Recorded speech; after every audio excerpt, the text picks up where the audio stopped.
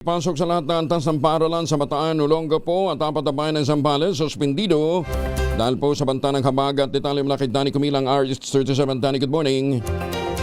Sinuspindi ng pamalang palalawigan ng Bataan ang lahat ng klase sa pampubliko at pribadong paaralan sa buong lalawigan ngayong araw ng Lunes, Hulyo 13, 2026, ganun din sa Olongapo.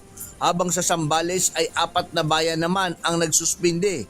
Ito ay ang Subi, Castillejos, Masinloc at San Antonio all level. Ang suspension ay batay na rin nitong alas 8 ng gabi sa weather bulletin ng Pag-asa at sa rekomendasyon na rin ng Provincial Disaster Risk Reduction and Management Office o PDRRMO upang matiyak ang kaligtasan ng mga mag-aaral, guro at ng publiko.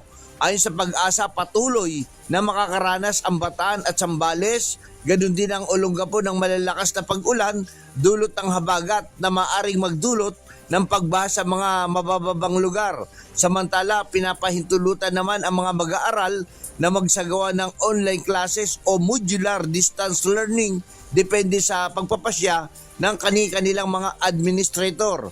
Para sa mga inerhiya, maaring tumawag sa 911 o makipag-ugnayan sa PDRRMO Bataan sa Zambales at Olongapo. Pinapayuhan ang lahat ng residente na manatiling alerto, sumubaybay sa mga opisyal na abiso ng mga otoridad at pairalin ang ibayong pag-iingat habang nagpapatuloy ang masamang lagay ng panahon. Danny Kumilang, RH37, DZRH, una sa Pilipinas, una sa Pilipino. Maraming salamat, Danny.